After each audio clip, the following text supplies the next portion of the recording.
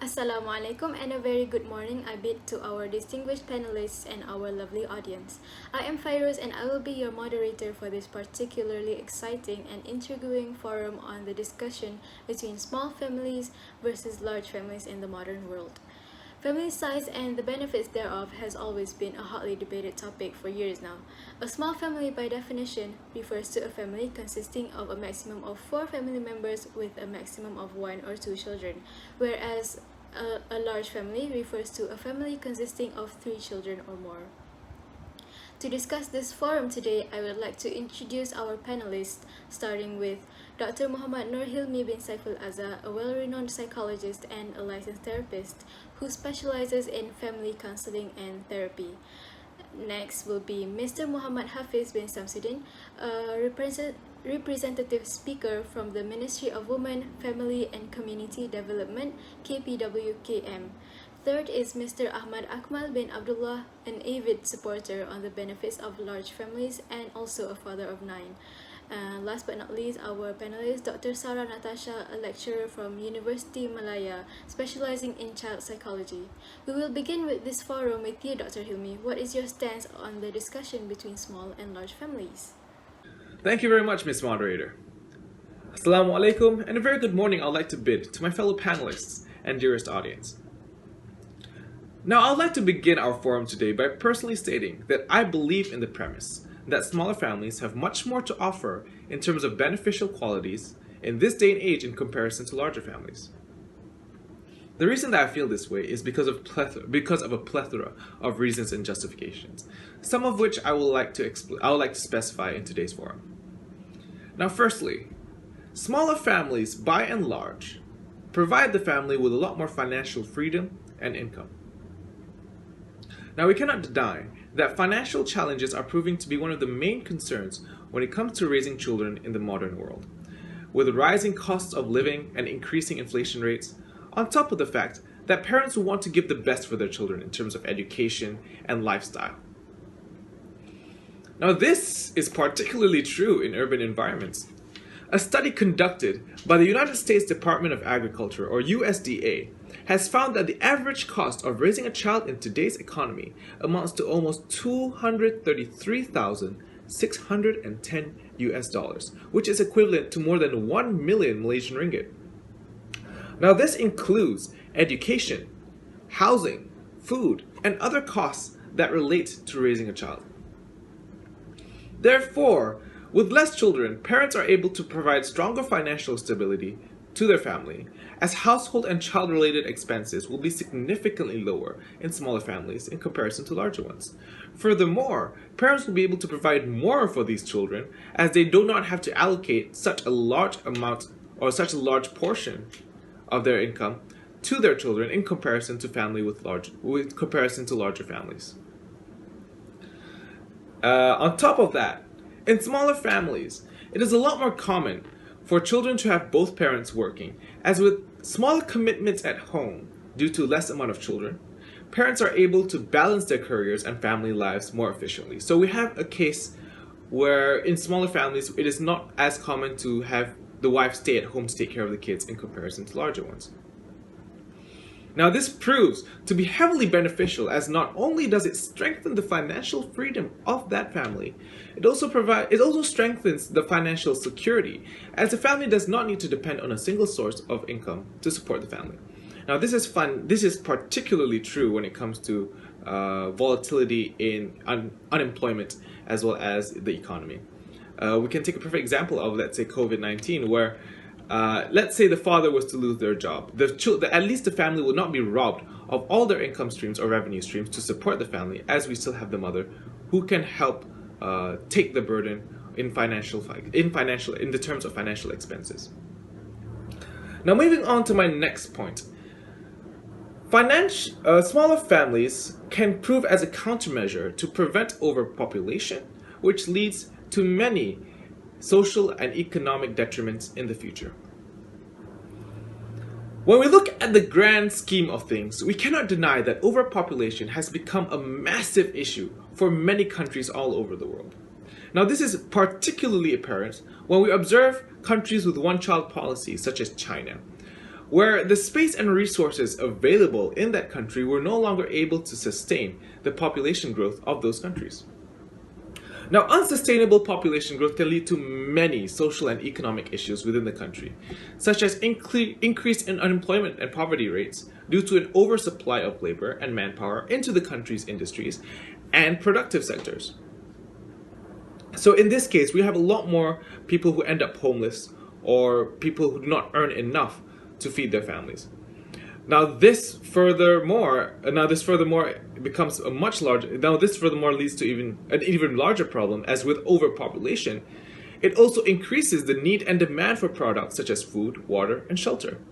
Now this can cause a scarcity in products, which ultimately leads to higher living costs due to the higher demand of products. You see, now this is where smaller families can play an integral role to help curb this issue, as with the adoption of smaller families, it can help slow population growth to a sustainable level that allows us to better cater to our growing populations. Thank you so much, Dr. Hilmi, on your insight towards the benefits of small families. Now to you, Mrs. Sarah, I understand that you have a strong affinity towards the idea that larger families are highly beneficial to the development of children. Would you care to elaborate on your opinion? Thank you, Miss Moderator. I've always believed that the bigger family, the more love it has. When you have 5 siblings or kids, you never think you are alone and no one loves you. When something happens, there's always someone who is ready to support you anytime you need it. A bigger family gets the advantage of children that are never lonely and have had to share and make friends easily. They tend to work faster and also have different personalities and skills which complement each other and add diversity in family life. In large families, teamwork becomes necessary. Mom or dad can't do it all alone, so they divided the responsibilities between children. Each child has to pitch in to keep the house running. Chores get assigned, and everyone works together to get things accomplished. Knowing how to do simple things like sweeping, vacuuming, washing dishes, and cleaning bathrooms are necessary, especially when the children move out on their own. In large families with healthy connections, siblings bond and can become lifelong friends. As adults, they are there to support one another. There is generally a loyalty and trust that remains strong through the ups and downs of life, according to Smith. Siblings will assist each other with everything from caring for their parents in the old age to helping each other out with the childcare. Extended family events carry the potential to increase those bonds further. On the other hand, children have to share many things. These include sharing rooms and getting hand-me-down from older siblings. Having many children, the parents may give each child less money. When there is food on the table, it must be shared among everyone. Children may think this is terrible, but again, it can be a very good training as they learn to share to appreciate. They learn to give and take. Again, these are the important life skills. People say that when a family is large, there will be a lot of fights. This may be true. It is normal for children to argue or quarrel with one another. However, it is also normal for the fights to end quickly. 2 children may quarrel, the next minute they play more together. This is often. Therefore, in a large family, children learn how to make up after a quarrel. Regardless of all above things, the more hearts in the home, the bigger potential there is for big love. If you do your best to usher a loving atmosphere into your home, there will be a big, real, and powerful love into your home. The protective and connective love between siblings is amazing. And the more you have, the stronger a force you will be to reckon with. I still remember a quote says, you won't find a better school of life than being part of a big family. Sorry for interrupt Dr. Sarah Natasha. I totally disagree with your opinion. In a modern time, many people choose to have a small family rather than big family. It is because of the advantages. Some people say that small family is a perfect and happy family in modern times. This is because a small family can easily be adjusted in all conditions when we compare to a big one. I am Muhammad Hafiz bin Samsudin as a Ministry of Women, Family and Community Development, and I choose to have a small family because of several factors. First, by having a small family, it can lower the stress level in the family. By having a small family, there will be a fewer case or fewer conflict happen in the family. Small family is much easier to handle, and it is easy for the parents to plan on the basic issues such as food, health, and also their children education. In terms of expenditure consumed by small family is lesser compared to big family, and the extra income is put on the other important issues for the family. Besides, family can live healthily and at the same time afford to spend their extra money on the luxury such as holiday. On the other side, a lot of money is spent on daily basic needs, and any plan for luxury expenditure stretches into important needs, hence denying the family happy life. Large families seems to struggle to provide their children a variety of opportunities in terms of sports, language, clothes, and also toys. Where there is a financial limitation faced by a large family, some parents seems to ignore this challenge due to the satisfaction of raising their children who can play with each other, participate in outdoor activities, while stimulating the sense of benefit for the whole groups. For my second reason why small families are better than big families is because children will get more attention and educational advantages. Children from small family will get more attention from their parents, and this will lead to their emotion to be a happier kids and close to their parents. For example,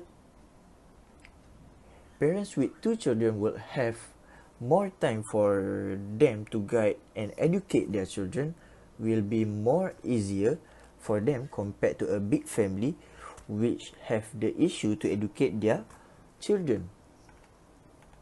Besides, money and other resources are shared among fewer children.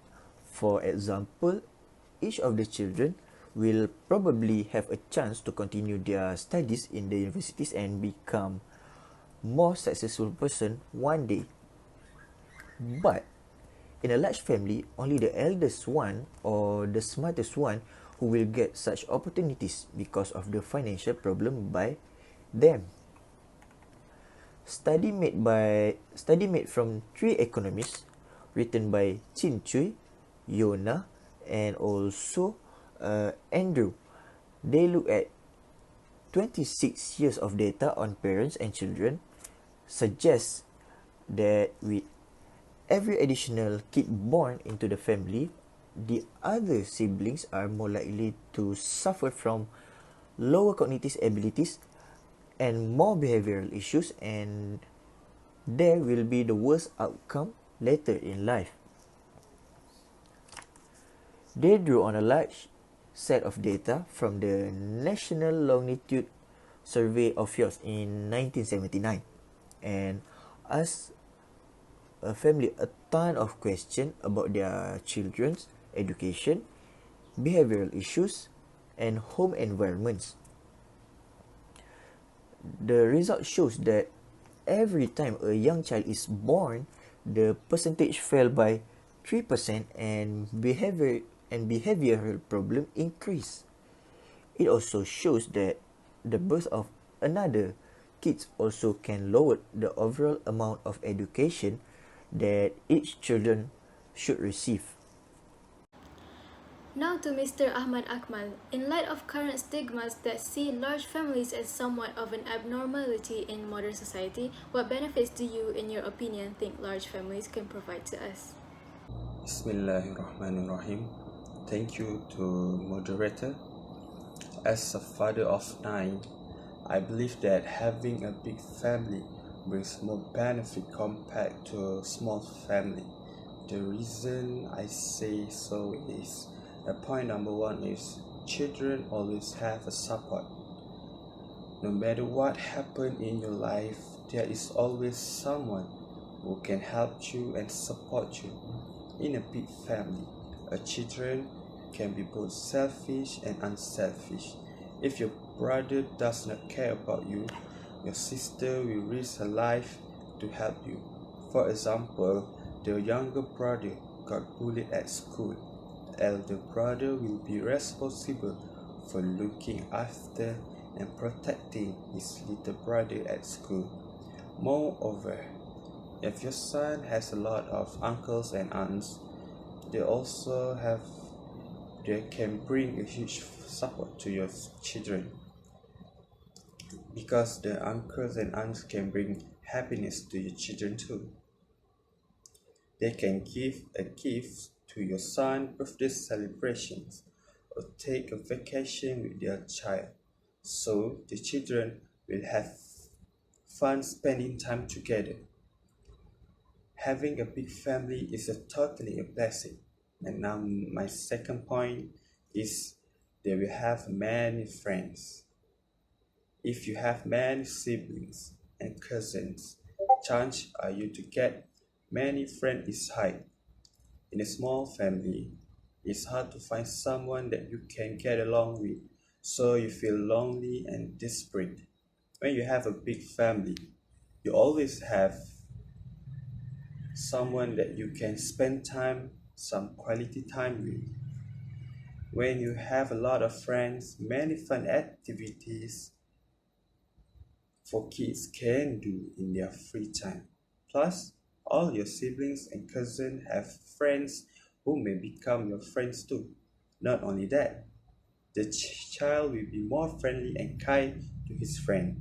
A study from Perth at Cowan University has found that families with 4 or more children enjoy the greatest life satisfaction based on the criteria of resilience, social support, and self-esteem.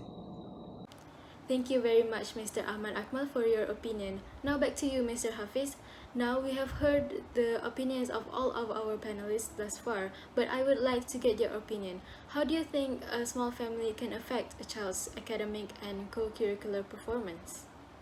First of all, I would like to address the inquiry from Mr. Ahmad Akmal that the research that I have is made from 3 economists written by Chin Hui, Yona, and also Andrew. And it is from a data from the National Longitude Survey of Fjords in 1979. Now let's go to my third point, which is with small family, it will give a better life quality for parents. Parents are greatly benefit by a small family. The expenditures such as of supporting a kid from cradle to university, such as school books, uniform, trips, and university's fees are greatly reduced. Moreover, fewer kids create a more controllable impact on family finance, thus relieving strain and emotional pressure level. By having a small family, parents have a time to maintain their health because there will be less strain and worry due to less kids to watch. They will have more time and energy due to their healthy bodies. If we compare to the parents with a big family, they are most likely to neglect their health because they are way too busy to watch over their children, and they will feel more tired and have no energy for them. Furthermore, by having a small family, parents will have a good time with their works because they are facing less stress and at home, and provide their family with a better environment, comfortable place for their children to stay, provide a better education, food, and also clothing. Finally, parents with a small family can achieve their own goal, which parents with a big family could not have could not have those chance to achieve their own goal because they have a big responsibility towards their big family. Thank you. I'm sorry for interrupting you, Mr. Hafiz, but I personally disagree on your point because there are also children from small family did not get attention from their parents. This is because the parents are busy working and doing house chores, and most of them will only get medical attention. There will not be any family members to look after them when the parents are working. Based on article How Much Attention Do Children Need by Rico Waters, parenting is not a part-time job. They need attention at the right time and of the right quality. If they receive the attention, they will be satisfied, they will be fulfilled. But if they don't get it, they will go looking for it, often in the wrong way. Other than that, family cannot be friends with their children. What I mean by this point is that parents did not really fully understand the child problems. They may be old to understand nowadays kids as the era have changed a lot. In this case, siblings are more understanding as they are living in the same era. Kelly Sanders, MFT, and the therapist in California said, in Parents or Friend, Can You Be Both to Your Child article published on 31st January 2012, if you are first a friend, then when the child is a preteen or teenager, the child will not need you as a friend. By then, he or she will have friends their own age to listen to. As teen, they need you as a parent, but they are not going to tell you that. When you become their friend first, parenting will become difficult to establish. The child may not see you as an authority figure, and when you try to establish authority, the child will most likely question you even more. Well, that's not what you want. Furthermore, the parents may face problems in their old age. When the parents of small family get old and require help, they do not have adequate children to take care of them, unlike large family. There are additional children that they can all assist each other out. As stated on the Star newspaper at 8 June 2019, the MCA Public Services and Complaints Department head said that the department has handled 11 cases of elderly parents being abandoned by their children since 2017. In the last 2 years, a total of 11 people have come to MCA to seek our help. They beg us to help send them to welfare or old folks home, saying that they were not wanted by their children. Chong told that to a press conference at Wisma MCA. Well, that's all. That's the point why I disagree with you, Mr. Hafiz. I'm sorry for interrupting, Dr. Sarah, but I would just like to reiterate my support for the points made by Mr. Hafiz by providing one of my own, which is children from smaller families tend to be given a higher quality of life, which is directly attributable to better performance in school and co-curricular activities. This is because of two main reasons. Number one, children from smaller families, for the most part, are provided with a lot more attention and care from the parents, due to the fact that said attention and care does not have to be subdivided between a larger number of siblings. This would mean that the child's performance will be closely monitored and managed by their parents to ensure that the child's full potential is realized. You see, better management through effective measures such as positive and negative reinforcement help instill the importance of academic achievements into the child, and prevents the child's priorities from straying to more unproductive goals and habits such as smoking and drinking. Furthermore, children from small families will be provided the best opportunities and access to the best facilities and amenities at the disposal of the parents, as the resources allocated in raising and nurturing the children is centered within a smaller group of individuals. For example, a parent earning a middle-class income with smaller families might be able to send all their children to tuition classes to improve their academics, or to send them to extracurricular lessons such as taekwondo or piano to provide their children with beneficial talents and skills, which parents earning the same amount of income from larger families may have a little bit more trouble doing, because they would have to allocate a lot more resources in raising their children. You see, now to substantiate my argument today, I would like to quote a thesis written by Jennifer Barry from Wichita State University on the effect of socioeconomic status on academic achievement, which has found that smaller family size has been linked with higher academic achievements. Students with fewer siblings are likely to receive more parental attention and have more access to resources than children from larger ones. This additional attention and support leads to a better school performance. Now, these are among the reasons why I heavily support the points made by Mr. Hafiz. Pardon me, speaker number 3. I would like to ask what evidence does the author in the article provide to support his stance? Can the evidence be proven? My argument is having a small family can affect the child's emotion, which is the child may feel lonely. A small family with single kids may offer the child a feeling of loneliness. This is because the kids has no sibling to speak to, and he or she cannot learn the difference between the desire and requirements. As a parent are incapable to stop everything to offer every child what she or he wants. In small family, it's hard to find someone that you can get along with, so you feel lonely and desperate. The child will feel envious when going to party where there is a huge family around. For example, your child goes to her best friend's birthday and there were relatives everywhere talking to each other and play games together.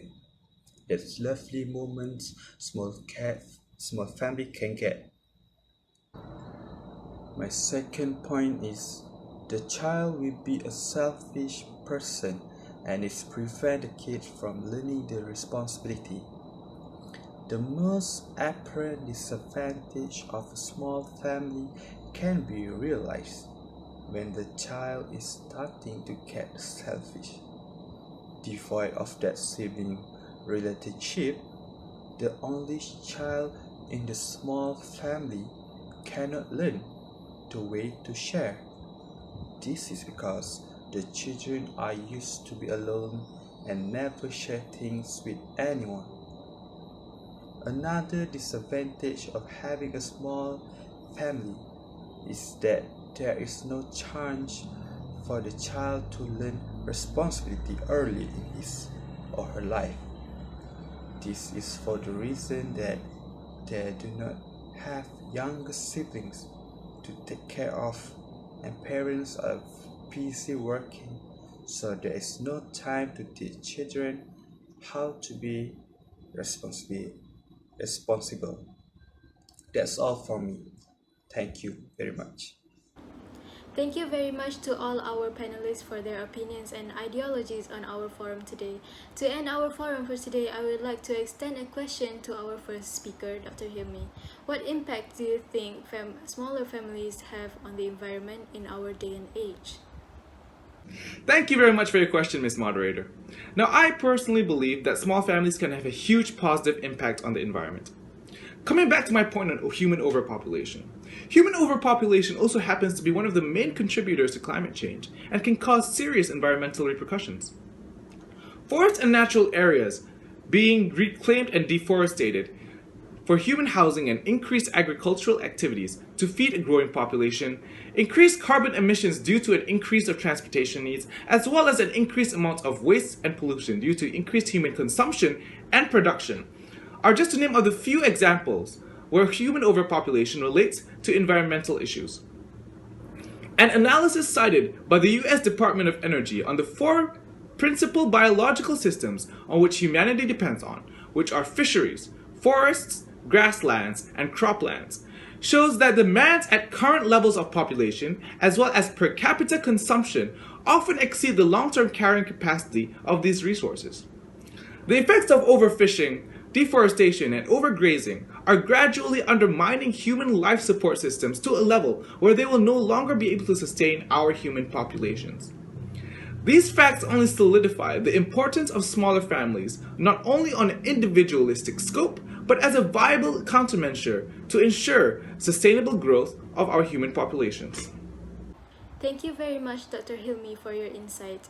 And with that, we have come to the end of our forum of today. Thank you very much to our panelists for participating in today's forum, and to you, the audience, for your attention. Now, I would like to open the session for Q&A.